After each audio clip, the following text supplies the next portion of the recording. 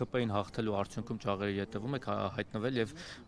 մոտ 3 տարի անցկացրել եք այնտեղ, այդ ինչ կարող եք ասել հիմա նմանատիպ մի բան ոնց որ թե կրկնվում է Գյումրիում, դեռ չհաղթած։ Չգիտեմ դա հարուստ փորձ է թե հարուստ փորձ չի, բայց հա զգայուն ու ցավալի փորձ ունեմ ընտրություններում հաղթելու եւ հաղթանակից հետո ճաղերի հետևում հայտնվելու, կարծում եմ այս ամենը ուղղակի միտված է թիմի նկատմամբ ընդհանրապես անհարգալից վերաբերմունք սերմանելուն, թիմի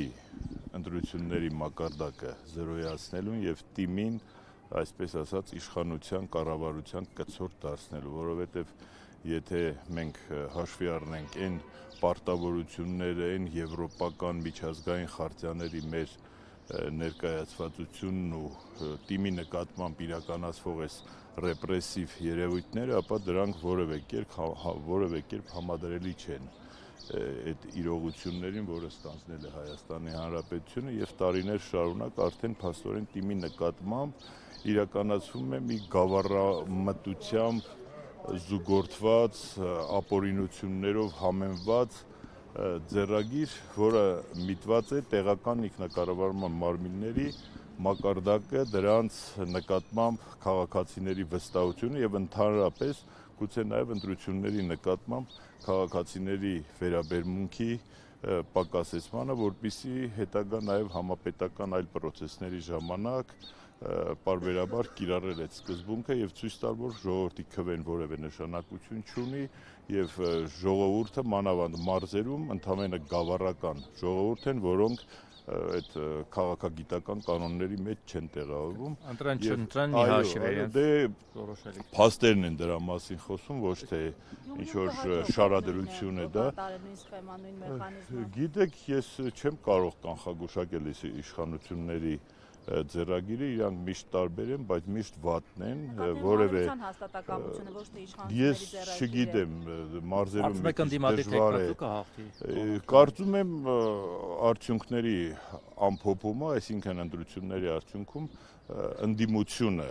հավաքական առումով կհաղթի, թե դա ինչքանով կնյութականանա ավականու մեջ եւ քաղաքի կառավարման մեջ, այս պահին չեմ կարող ասել, որովհետեւ իշխանությունների կողմից ես նկատում եմ ոչ թե ինչ որ ընտրությունների նկատմամբ վերաբերմունք, այլ մոլուցք ամեն գնով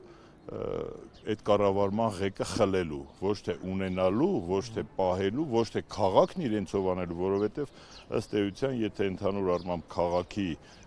հոգեբանությունը, քաղաքի տրամադրվածությունը դեպի իրենց չէ, դա քաղաքը նույնիսկ իրենցով անելու երևույթ չէ, այլ ուղղակի խլելու շատ բիրտ ապօրինի մեթոդներով խլելու, ես չեմ կարող այս պահին գուշակել 2 օր հետո ինչ կլինի, հուսանք գոնե նույն, այո, երբեք չեմ ուզենա, որովհետև Գյումրին ինձ համար հարազատ քաղաք է, չեմ ուզենա, որ նույն այդ ժողովրդի մեջքը կոտրելու, կամքը կոտրելու երևույթը լինի նաև Գյումրիում։ Կներեք, այսօր ով է ինչ որոշում, այս երկրում մի հոգի է ամեն ինչ որոշում։ Ձեր փոխարեն է։ Իմ փոխարեն ոչ մեկը չի կարող որոշի, բայց իմ փոխարեն իմ որոշումները պիտի որևէ ինչ որ օրենքի, որևէ իրավական երանգավորում ստանան, որ ես կարողանամ որոշում կայացնել։ Եթե իմ նկատմամբ տեղի ունեցող երևույթների մեջ որևէ տրամաբանական, իրավական, օրինական ընթացք չկա, իմ որոշումներ կայացնելը այս պահին ժամանակավրեպ է, որովհետև մինչև այսօր էլ Վանաձորի ավականու նկատմամբ արգելանքը դեռևս շարունակվում է։ Պարոն Նասլանյան, խոսեցիք այլ պրոցեսների մասին, թիմից զատ,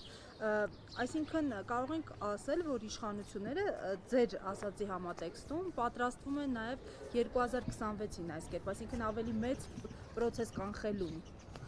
Իշխանությունների համար ինձ թվում է այդ ընտրությունների գնալ-գալ իրենց համար հատուկ մեծ նշանակություն, ժամանակագրությունը չունի, գուցե արտահերթ կանեն, գուցե հերթական կանեն, չեմ կարծում, եթե շատ շուտ լինի արտահերթ ինչ-որ համապետական պրոցեսներ, գուցե Գյումրու մոդելը ինչ-որ ուսուցողական նշանակություն ունենա կամ փորձ լինի, իսկ եթե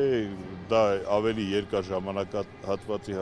համար է, դա որևէ կարծում եմ իր պրոյեկտումն ու մուլտիպլիկատիվ էֆեկտը այլ պրոցեսների համար չի կարող